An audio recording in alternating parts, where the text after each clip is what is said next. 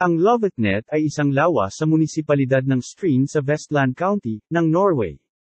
Ito ay matatagpuan halos 2 kilometro sa timog silangan ng nayo ng Loen at mga 6 na kilometro sa silangan ng nayo ng Odon. Ang lawa ay nasa 2 kilometro lamang sa timog kanluran ng bundok ng Skala. Ang tubig mula sa lawa ay umaagos pababa mula sa mga bundok, lalo na mula sa Jostedalsbreen at Tindefjeldbreen Glacier. Pagkatapos ay dumadaloy ito sa ilog ng Lolva patungo sa Nordfjorden. Ang tubig mula sa Tiered Horsetail Waterfall na Ramnefjellsfossen na may kabuoang taas na 818 metro ay dumadaloy sa lawa mula sa di kalayuan, ayon sa ilang pamantayan sa pinakamataas na dosenang talon sa mundo. Ito ay pinapakain ng meltwater mula sa glacier na Ramnefjellbreen, isang braso ng Jostedalsbreen Glacier.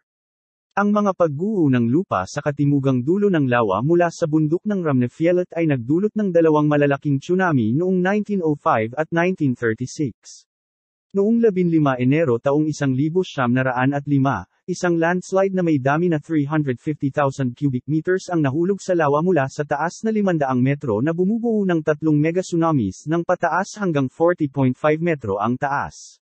Sinira ng mga alon ang mga nayo ng Bodil at Nesdal malapit sa katimugang dulo ng lawa, na ikinamatay ng 61 katao sa kalahati ng kanilang pinagsamang populasyon at 261 na hayop sa bukid at sinira ang 60 bahay, lahat ng lokal na boathouse, at 70 hanggang 80 bangka. Isa sa mga ito, ang turista.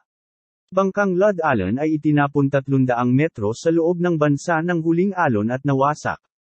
Sa hilagang dulo ng lawa, isang alon na may sukat na halos 6 na metro ang taas ang Somira sa isang tulay. Pinag-aralan ng mga geologist ang kaganapan noong 1905 at napagpasyahan na may maliit na panganib para sa mga sakuna sa hinaharap na tulad nito, kaya ang mga bayan sa tabi ng lawa ay itinayong muli. Gayunpaman, noong 13 ng Setyembre taong 1936, naganap ang pangalawang pagguho ng lupa, na may dami na 1,000,000 kubiko metro at bumabagsak mula sa taas na 800 metro, na bumubuo ng 3 megatsunamis, na ang pinakamalaki ay umabot sa taas na 74 na metro.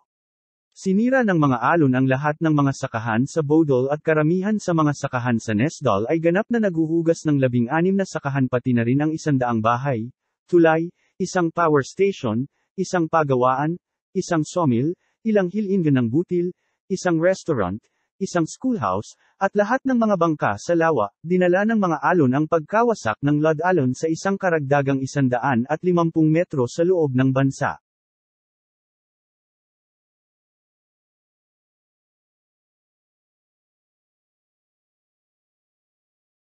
Ang Ramnefjellsfossen ay hindi opisyal na nakalista bilang ang ikatlong pinakamataas na talon sa mundo sa ilang mga publikasyon.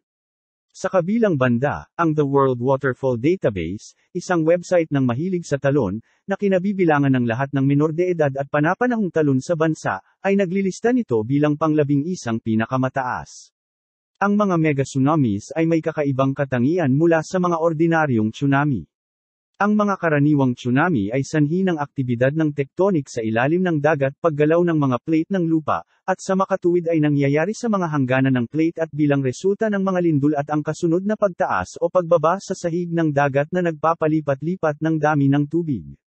Ang mga ordinaryong tsunami ay nagpapakita ng mababaw na alon sa malalim na tubig ng bukas na karagatan na tumataas ng husto sa paglapit sa lupain sa pinakamataas na run-up na taas na humigit kumulang 30 metro sa mga kaso ng pinakamalakas na lindol.